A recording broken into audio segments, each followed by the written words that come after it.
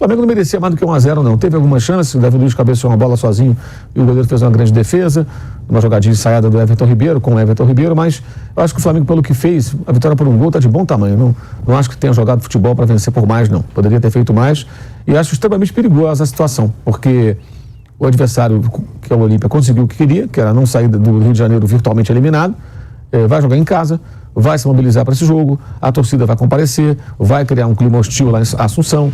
Então o Flamengo vai ter dificuldades lá. O único ponto positivo, em tese, é que o Olímpia não poderá jogar tão fechado como fez no Rio de Janeiro. Até depois tomou o gol, continuou trancado, porque a ideia era perder de pouco ou empatar. Não buscar um gol depois que tomou 1-0. O jogo mostrou isso, o jogo foi resolvido pelos dois de novo. Na semana passada contra o Grêmio, primeiro gol, jogada de Wesley, passe do Bruno Henrique, gol do Gabriel. Ontem jogada começando com o Davi Luiz, passe do Gabriel, gol do Bruno Henrique. Os caras se entendem, eles resolvem jogos. Então, assim, a concorrência aumentou para o Pedro, porque o Bruno Henrique voltou. Tanto que ele só foi titular. Aliás, o Pedro, desde que saiu do Fluminense, ele só foi titular quando o Bruno Henrique se machucou. Não foi titular no Fiorentina, não foi titular com assim, absoluto, a 9 é sempre dele, a posição de centroavante. Com nenhum dos técnicos, Jorge Jesus, Domenech, Rogério Ceni.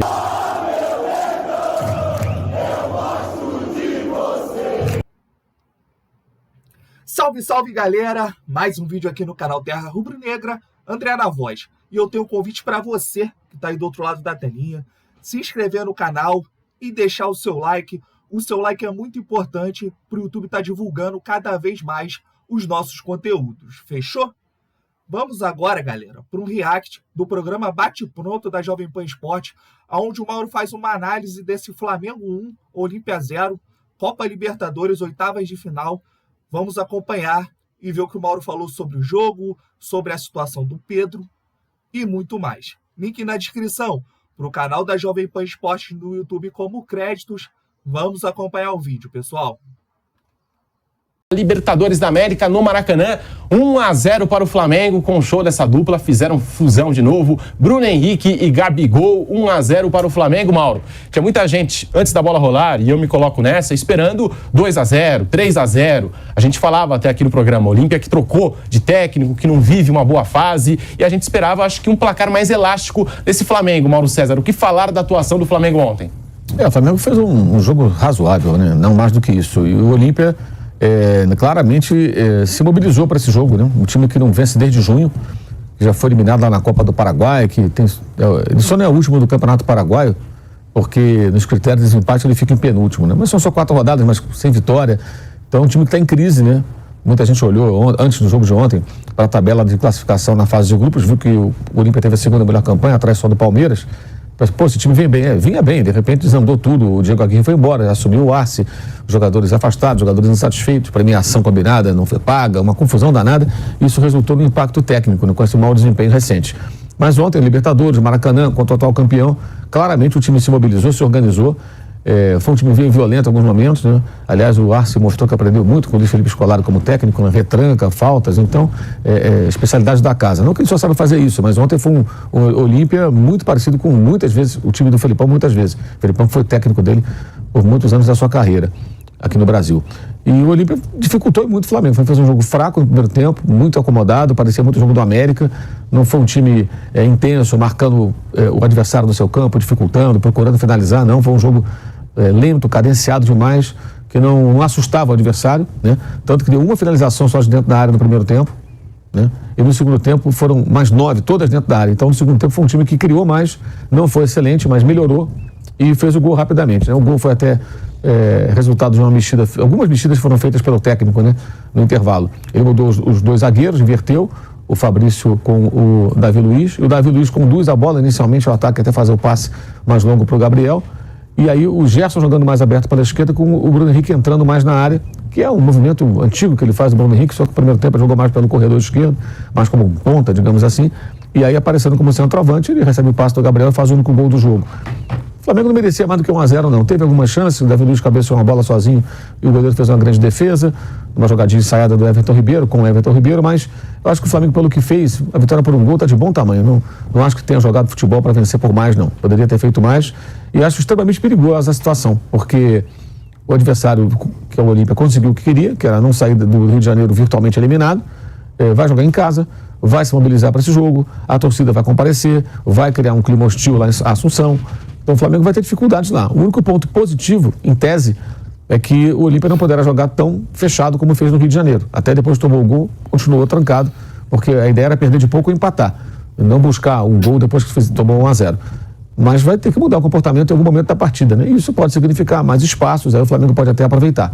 Mas vai ter que jogar bem, vai ter que jogar com outro espírito, porque deverá ser um jogo bem perigoso. E o Olímpia tem tradição, além de ser o tricampeão da Libertadores, tradição de atrapalhar times brasileiros. Quando foi campeão aqui no Pacaembu contra o São Caetano, parecia que estava tudo perdido, conseguiu reagir e foi campeão. Eliminou uma vez, foi em 89, se não falha a memória, eliminou o Internacional do Abel Braga, dentro do Beira-Rio, uma das mais dramáticas noites para o torcedor colorado dessa competição. E no ano passado eliminou o Fluminense na primeira fase, antes da fase de grupos. Também do Abel Braga. Né? Eliminou o Inter há 2 anos. Também há 2 anos. O Inter tem um problema sério com o Olímpia.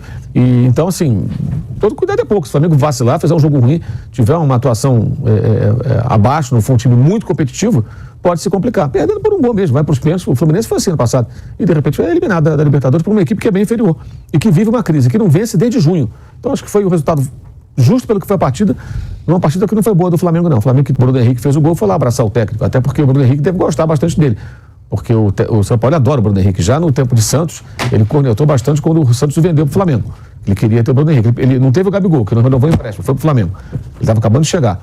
Era a dupla do ano anterior, Gabigol e Bruno Henrique, 2018. Ele chegou em 19. Aí o Flamengo vai e leva o Bruno Henrique. Ele, de cara, talvez tenha sido a primeira bronca do São Paulo no Santos. Pô, vai levar o Bruno Henrique? O Santos precisava do dinheiro, vendeu o jogador. E ficou muito claro quando o Bruno voltou a treinar e foi liberado para jogar, a pressa do São Paulo para colocar para jogar. O que explica também a barração do Pedro em vários jogos. Ele não ser o titular sempre. Né? E o jogo mostrou isso. O jogo foi resolvido pelos dois de novo. Na semana passada contra o Grêmio, primeiro gol, jogada de Wesley, passe do Bruno Henrique, gol do Gabriel. Ontem jogada começando com o Davi Luiz, passe do Gabriel, gol do Bruno Henrique. Os caras se entendem, eles resolvem jogos. Então, a concorrência aumentou para o Pedro, porque o Bruno Henrique voltou. Tanto que ele só foi titular. Aliás, o Pedro, desde que saiu do Fluminense, ele só foi titular quando o Bruno Henrique se machucou. Não foi titular no Fiorentina, não foi titular com assim, absoluto, a 9 é sempre dele, a posição de centroavante. Com nenhum dos técnicos. Jorge Jesus, Domenech, Rogério Ceni, Renato Gaúcho, Paulo Souza, Vitor Pereira. Vitor Pereira ele foi titular, porque esse não trabalhou com o Bruno Henrique, né? Ele já herdou o Dorival no começo, e o Dorival estava dizendo aqui outro dia, quando se machuca o Bruno Henrique, ele põe o Vitinho num jogo, no outro Arão, e muda ali o desenho tático do time. No terceiro jogo, sem o Bruno Henrique, ele põe o Pedro com o Gabigol, que é contra o América. Então o Dorival demorou um pouquinho, não foi assim instantâneo. Os primeiros jogos ele não pôs o Pedro titular, ele vinha do banco. Então, ontem o jogo mostrou isso. Acabou que a punição ao Pedro, que preocupava muita gente, Pilhado estava arrancando os cabelos ontem, será que ele deveria fazer isso? Acho que não. Porque, não, se o Pedro faltar, fizer falta, não sei o quê, a gente dizia, acho que tem uma questão maior aí, que é uma questão disciplinar. O jogo vai ter que se virar sem ele. E o time se virou sem ele. Na verdade, ele não fez falta, porque o jogo foi decidido pelos jogadores que formam a dupla ofensiva. Embora ele até pudesse entrar e fazer um gol, quem sabe, o Pedro é bom atacante, isso é inegável.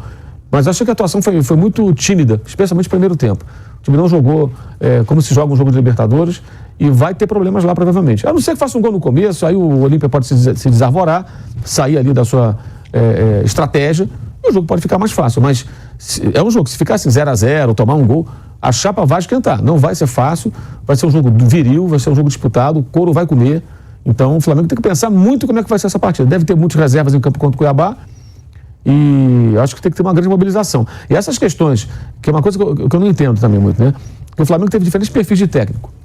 Aí o Paulo Souza não se entendia. O Vitor Pereira parecia que estava tudo bem e de repente aquele 4-1 do Fluminense que ninguém entende que comportamento foi aquele dos jogadores. Com o Mário Jorge contra o Maringá perderam uma atuação vergonhosa. Já com o São Paulo já teve o Nublense, um empate ridículo, os 4-0 lá do Bragantino, uma coisa vergonhosa aquela atuação. Não por perder para o Bragantino, mas a maneira como o Flamengo perdeu, não chutou nem uma bola no gol naquele jogo, depois de 10 dias se treinando, se preparando. Então, o que eles querem? Os jogadores, eventualmente, o técnico que não conversa, eles não gostam. O técnico que é parça, que nem o Renato, não ficou. O Rogério compôs com todo mundo, escalou todos os caras mais importantes. Quando foi demitido covardemente no meio da madrugada, ninguém se manifestou. Não vi nenhum jogador falar assim, pô, mas a gente gosta do Rogério. Por que não fala na são lideranças do Dorival? Vai no dirigente, vai lá, olha, a gente gosta do cara, tá jogando desfalcado, espera um pouco. O Dorival saiu, não foi renovado o contrato.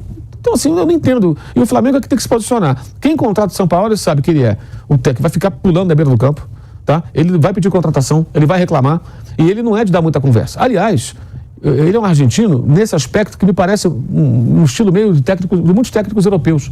Isso é comum lá. O cara não fica dando explicação, até porque eles mudam. Falar mais um pouquinho sobre o jogo. Esse foi o vídeo, galera. O Flamengo fez uma partida muito razoável. Ali não conseguiu criar grandes chances de gol. Ao meu ver, teve o gol com o Bruno Henrique ali no cruzamento do Gabigol. Teve uma bola do Davi Luiz, que o goleiro fez uma grande defesa. E teve um lance ali do Bruno Henrique, onde o Flamengo conseguiu trabalhar a bola por baixo. O Bruno Henrique saiu ali de frente para o gol, escolheu o canto, mas infelizmente a bola foi para fora. Fora esses lances que eu citei, era um Flamengo que jogava a bola desordenadamente dentro da área, não conseguiu ali nenhuma cabeçada efetiva no primeiro tempo.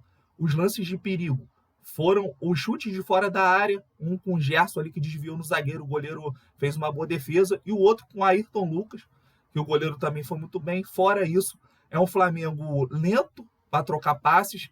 O Sampaoli, ele tem uma ideia na cabeça dele que o Flamengo tem que jogar dessa forma, e dessa forma, com uma defesa tão fechada quanto a do Olímpia, vai ser difícil. O Flamengo vai ter dificuldade, porque o Flamengo não troca passes rápidos, o Flamengo sempre está buscando o cruzamento nessa partida, e quando o time joga ali com uma linha muito forte, da intermediária para trás, com 6, 7 jogadores. Ontem o Olímpia chegou a estar um momento na partida com 9 jogadores dentro da área, e o Flamengo não dá um chute de fora da área.